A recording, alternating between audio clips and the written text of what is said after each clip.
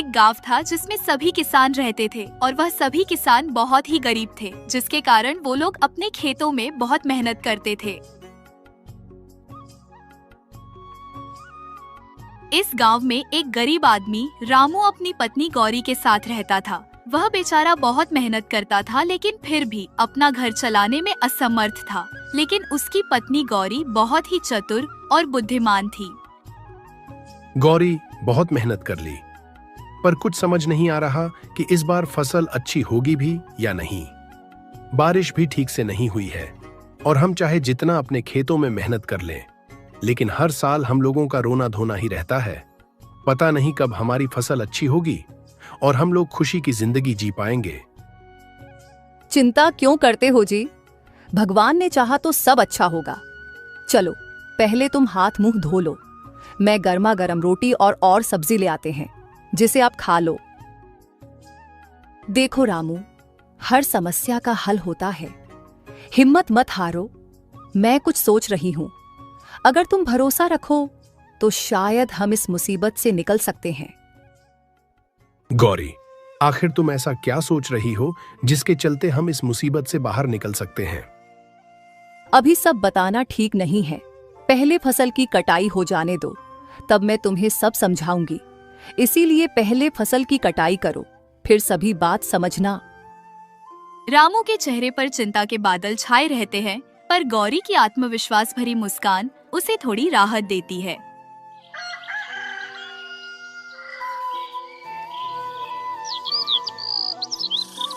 कुछ दिन बाद गांव के चौपाल पर कुछ किसान मौजूद हैं। रामू भी वहां मौजूद है। सब किसान अपनी अपनी समस्याओं पर चर्चा कर रहे हैं। इस बार तो सच में बुरा हाल है। बारिश नहीं हुई तो फसल का आधा हिस्सा तो यूं ही खराब हो गया। फिर हम लोग क्या करेंगे? और बार बार फसल उगाने के लिए हम लोगों के पास पैसे कहां से आएंगे? मुझे तो कुछ समझ नहीं आ रहा है। हाँ भाई, ऊपर से साहूकार भी ब्याज बढ़ा रहा है। अब तो खेत बेचने की नौबत आ जाएगी और फिर खेत बेचना हमारी एक मजबूरी होगी। यही तो बात है, समझ नहीं आ रहा कि क्या किया जाए। कुछ ऐसा हो जाए जिसके चलते हम लोगों की फसल अच्छी हो जाए तो हम लोग अपना अपना घर अच्छे से चला पाएंगे। सभी किसान आपस में बातें कर रहे थे, तभी वहां गौरी आ जाती है और उन सबसे कहती है, तुम लोग यूं ही चिंता कर रहे हो, अगर दिमाग से काम लो तो हर समस्या का हल मिल सकता है। अरे तुम लोग अभी अपने अपने काम में लगे रहो और ज्यादा चिंता मत करो। भाभी, आखिरी समस्या का ऐसा क्या हाल है जो आपको पता है? अच्छा, आप ऐसा करो कि जो भी आपको पता हो आप हम सबको बता दो, जिसमें हम लोग आपकी मदद करेंगे।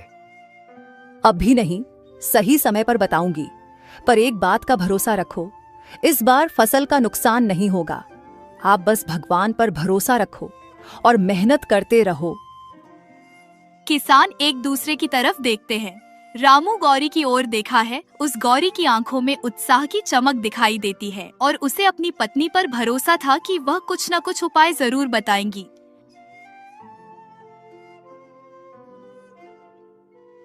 रात का समय दोनों अपने घर में खड़े थे, तभी रामू गौरी से कहता है, गौरी, तुमने आज चौपाल पर जो कहा उससे सबको थोड़ी उम्मीद तो मिली है, पर सच में तुम्हारे पास कोई उपाय है या बस सबको तसल्ली दे रही थी? उपाय तो है, पर जब तक सही समय न आ जाए तब तक उसे बताना ठीक नहीं होगा, और इसीलिए मैंने अभी तक तुम लोगों को वह उपाय नहीं बताया है। मैं तुम्हारे भरोसे पर हूं, पर दिल में डर भी है। अगर कुछ उल्टा हो गया तो हम लोग कहीं के नहीं रह जाएंगे, ना ही घर के और ना ही घाट के। जब तक मैं हूं कुछ उल्टा नहीं होगा, बस मुझ पर विश्वास रखो। और मैं सच कह रही हूं कि आप सभी लोगों को इस समस्या से बाहर नहीं निकाल दिया तो मेरा नाम भी गौरी नहीं। रामू गौरी के चेहरे की चमक को देखकर थोड़ा सहज होता है। गौरी की आंखों में एक अलग ही आत्मविश्वास झलकता है।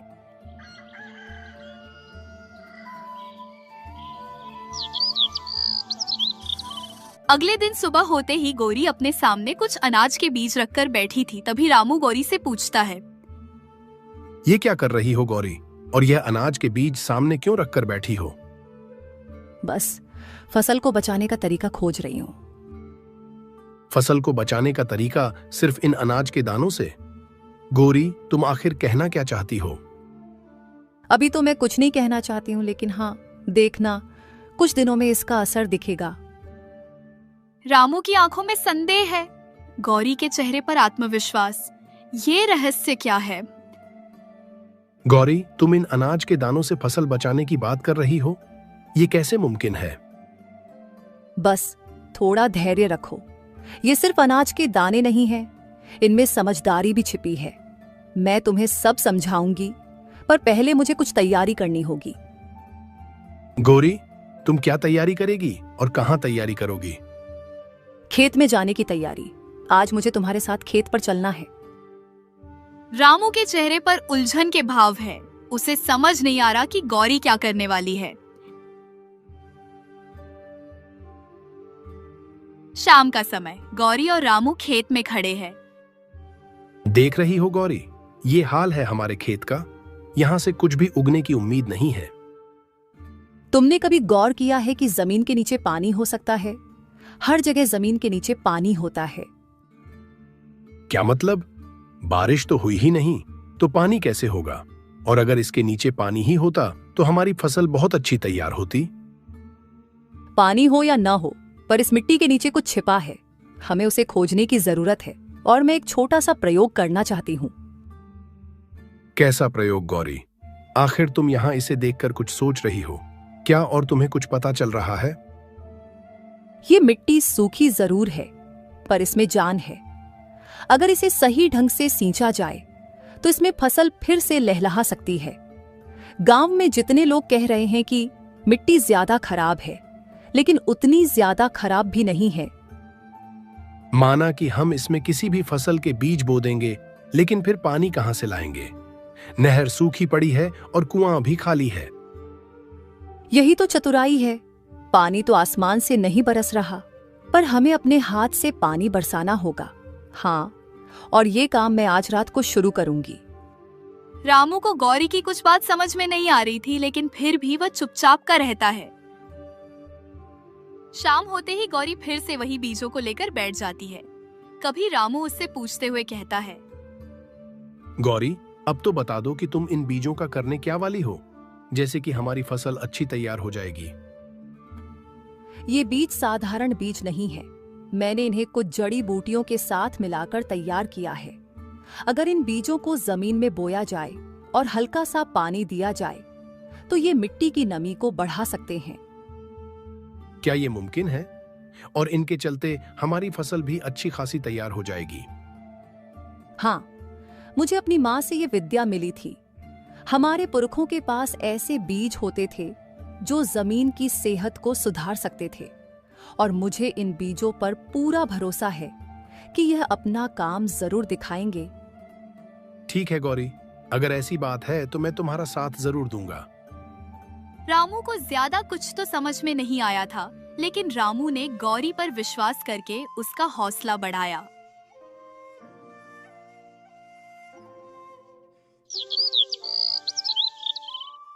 अगले दिन सुबह होते ही दोनों खेत पर खड़े हैं और रामू ने खेत में बीज बो दिए हैं। अभी रामू गौरी से कहता है, ये बीज अलग तो नहीं दिख रहे। क्या सच में इनमें कुछ खास है, या तुम सिर्फ मुझे बहका रही हो ताकि मैं अपना दिल छोटा ना कर पाऊं और अपने काम में लगा रहूं?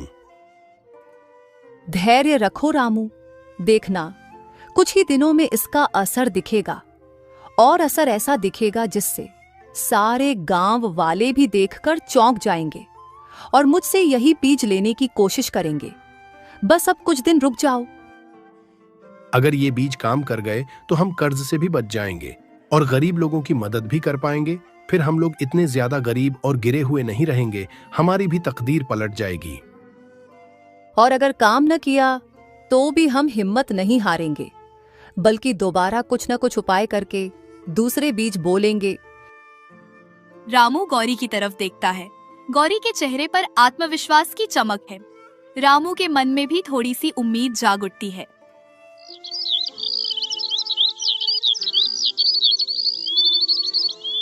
रामू गांव में टहलने के लिए जाता है। तभी वहां उस गांव का दूसरा किसान उसे मिल जाता है। फिर वह रामू से कहता है, अरे रामू भाई, क्या हाल है? और मैंने सुना है कि तुम्हारी बीवी ने जड़ी बूटियां से कुछ ऐसे अनाज के बीज बनाए हैं जो कि खेत में बो देने के बाद अच्छी खासी फसल देंगे और जल्दी तैयार भी हो जाएंगे। क्या यह बात सच है? हाँ भाई, यह बात तो सच है कि मेरी बीवी ने जड़ी बूटियां से कुछ अनाज के बीज तैयार किए हैं, लेकिन अब उनका हम प्रयोग कर रहे हैं। आज ही उन्हें खेतों में बोकर आए हैं और कुछ दिन बाद अगर उन्होंने अंकुर दे दिए तो शायद हमारी फसल जल्दी और अच्छी तैयार होगी। बस मैं कुछ दिन का इंतजार कर रहा हूं। ओह भाई, अच्छा है जो तुम ही सबसे पहले उनका प्रयोग कर रहे हो, क्योंकि तुम्हारे जैसा किसान गांव में नहीं है और इस गांव का हर व्यक्ति तुम पर विश्वास करता है। और भाई, अगर आपकी फसल अच्छी तैयार हो तो कृपया करके आप मुझे भी थोड़े बीज दे देना, जिन्हें मैं अपनी खेत में बो दूंगा और फिर शायद हमारी भी फसल अच्छी तैयार हो जाएगी। अरे भाई, मैं जरूर बीज दूंगा, और तुम्हें ही नहीं, इस पूरे गांव के हर किसान को, क्योंकि मेरी तरह हर कोई मुसीबत में और गरीबी में जी रहा है और मैं नहीं चाहता हूं कि कोई किसान गरीबी में जिए। इसीलिए मैं हर किसान को बीज दूंगा। रामू भाई, तुम्हारा बहुत बहुत धन्यवाद, जो तुम खुद की स्थिति में दूसरों की तुलना कर लेते हो और उनके बारे में अच्छा सोचते हो। सलाम है तुम्हारी ऐसी सोच को।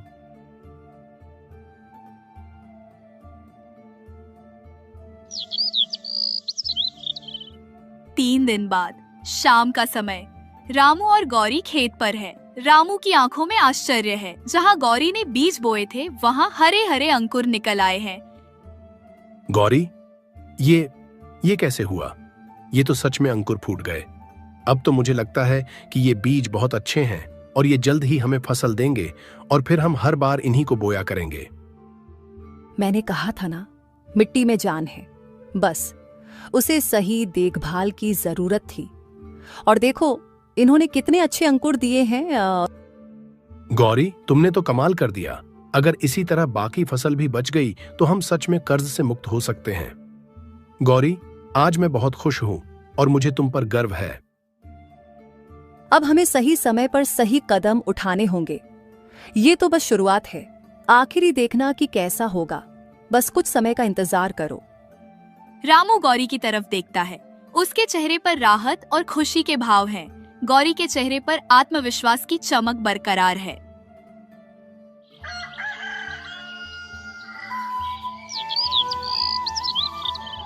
सुबह का समय, गौरी घर में बैठी है। पास ही रामू बैठा हुआ है।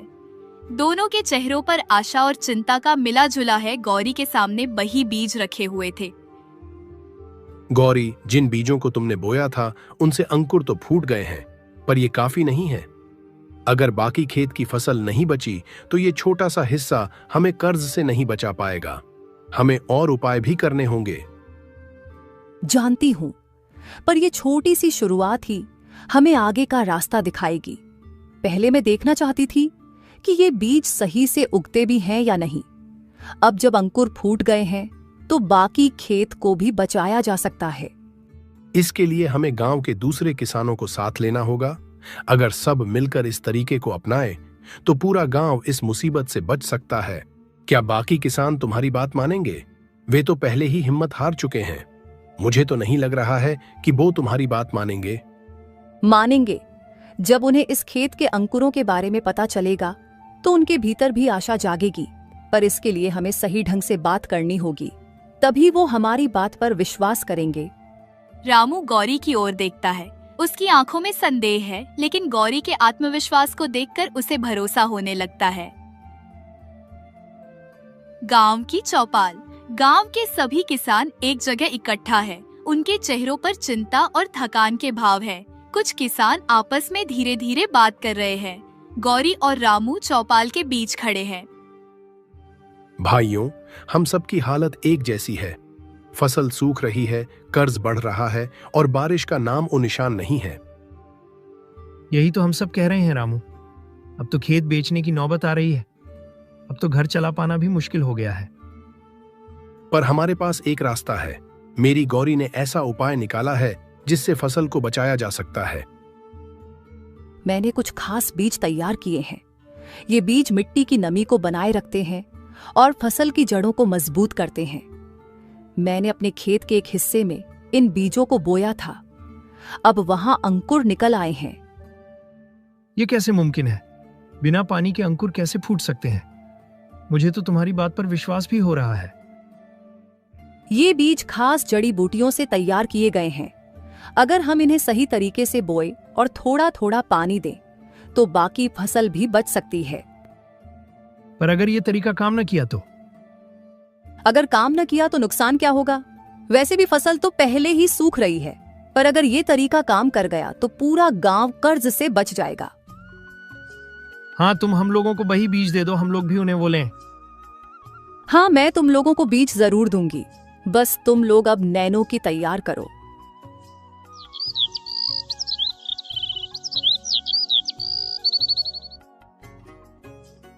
फिर सब लोग अपने अपने खेतों में गोरी द्वारा दिए गए बीजों को बो देते हैं।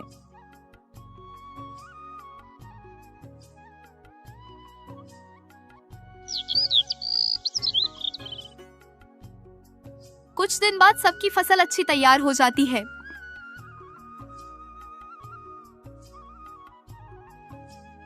देखो भाइयों, सब लोगों की फसल अच्छी तैयार हो गई है और अब सब लोग अपना अपना कर्ज चुका देना और फिर से यही बीज बो देना। सब लोग रामू की हाँ में हाँ मिला देते हैं। इस तरह गौरी ने सबकी किस्मत चमका दी।